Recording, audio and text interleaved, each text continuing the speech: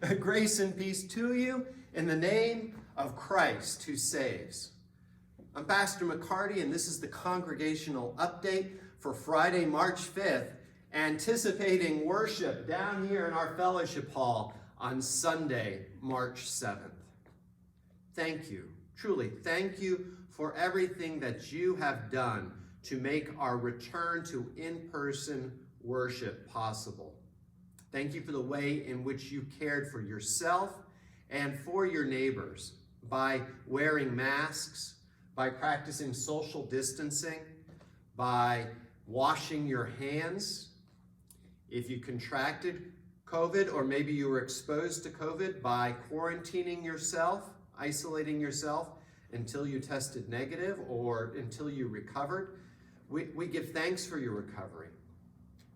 We are so excited that people have taken the steps to get vaccinated. All of this together has allowed us to return to in-person worship. And for that, I have a grateful, thankful heart. I know some of you are grieving right now, and I truly believe that our return to in-person worship will help you in the moments of your grief and help you, again, to latch on to Christ who saves, our true Savior, to share our baptism with one another, and to hear the power of God to bring healing into our community. A few notes about Sunday's worship. We'll be down here in the fellowship hall. Again, we're going to ask you to wear masks. Just because you've been vaccinated, you can still get COVID, and they're still doing tests, but they suspect that you could still share with COVID with someone who is not vaccinated. So we're going to ask that you wear masks even if you're vaccinated. We're going to ask that you practice social distancing. And that means all these seats are 6 feet apart. You're welcome to stand here and talk to your neighbor, but we'll ask that you not stand right next to your neighbor and speak with them. We'll also have time of fellowship after worship out in the grass lawn next to the church, or in the courtyard. And you're welcome to take time to talk to your neighbor then. We will ask that you not talk on the sidewalks, so that provides clear passage for those people coming into church and going out of church after worship. We will keep worship to about a half an hour, and we will hum the first hymn and sing the sending hymn. And we'll do that throughout the month of March. March 7th is the third Sunday of Lent, so that marks about the halfway point of Lent. This Sunday and next Sunday will be Lenten worships. Then on March 21st, we'll have the Passion reading. We have pulled that out of Palm Sunday in order to keep both worship services at about that 35-minute length that we're shooting for. Palm Sunday will be March 28th. We're still making plans for Holy Week. We anticipate hosting a Good Friday worship either here in the fellowship hall or perhaps outside. We'll make a decision about that closer to the time. Maundy, Thursday will be an online worship service provided to us by the Virginia Synod. So we're going to take Maundy, Thursday as an opportunity to worship together with Lutherans across the Commonwealth of Virginia. Then on Easter Sunday, actually Easter weekend, we'll have 2 worship services, Saturday evening, 7 o'clock, and Sunday morning at 10:30. Both worship services will be celebrations of Holy Communion, and both will take place upstairs in our sanctuary. I am so looking forward to that. In fact, yesterday I went through the first draft of our Easter Sunday bulletin. Our online offerings will continue, but they'll be a little bit different going forward. Our YouTube channel, Worship, will be posted at 5 p.m. Sunday afternoon throughout the month of March. We'll have it ready for you Sunday, Easter morning at 10:30. But throughout the month of March, It'll be posted at 5 o'clock on YouTube. Our Facebook worship will be a Facebook Live broadcast of this Sunday morning worship. So we're looking forward to being able to share that with you on Facebook Live. It's exciting, and we give thanks to God. I want to give praise to God, but I'm mindful of Lent, so I got to be careful on how I do that.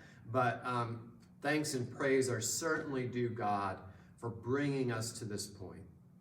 We celebrate and we worship Christ who saves. And the way his saving activity is bringing us back together for worship, we give credit to God. One other announcement before I read the psalm for Sunday, and that is I've posted both on Facebook and on YouTube a Habakkuk online Bible study. Please take a look at that. Give me some feedback. Tell me what you think about it. I'm mindful of the time it takes to produce that. I'm working on the second one, and I'm wondering about the viability of doing this sort of online Bible study going forward. I hope you're as excited as I am about the return to worship. One other thing to point out, if you're not sure you're ready to gather in person, again, we still have the online offering, but also this Sunday and the Sundays in March, we'll have the FM broadcast into the parking lot. And this Sunday, as a Holy Communion Sunday, I will bring Holy Communion out to you in the parking lot. So we have that option as well. But we look forward to seeing you here Sunday, or we look forward to you seeing us one way or another as we worship God together. The psalm for Sunday is Psalm 19, and actually it's verses 7 through 14, 7 through the end, but I'm going to read the entire psalm because it is one of my favorites. The heavens declare the glory of God, and the firmament shows his handiwork. One day tells its tale to another, and one night imparts knowledge to another. Although they have no words or language, and their voices are not heard, their sound has gone out into all lands, and their message to the end of the world. In the deep has he set a pavilion for the sun. It comes forth like a bridegroom out of his chamber. It rejoices like a champion to run its course.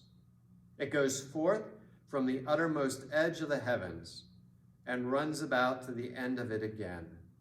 Nothing is hidden from its burning heat. The law of the Lord is perfect and revives the soul. The testimony of the Lord is sure and gives wisdom to the innocent. The statutes of the Lord are just and rejoice the heart. The commandment of the Lord is clear and gives light to the eyes. The fear of the Lord is clean and endures forever. The judgments of the Lord are true and righteous altogether. More to be desired are they than gold, more than much fine gold. Sweeter far than honey on the comb. By them also is your servant enlightened, and in keeping them there is great reward. Who can tell how often he offends? Cleanse me from my secret faults. Above all, keep your servant from presumptuous sins. Let them not get dominion over me. Then shall I be whole and sound and innocent of great offense. Let me read that again. Above all, keep your servant from presumptuous sins. Let them not get dominion over me. Then I shall be whole and sound and innocent of a great offense. Let the words of my mouth and the meditation of my heart be acceptable in your sight, O Lord, my strength and my Redeemer. Blessings to you this day. I look forward to our worship together this Sunday. God bless.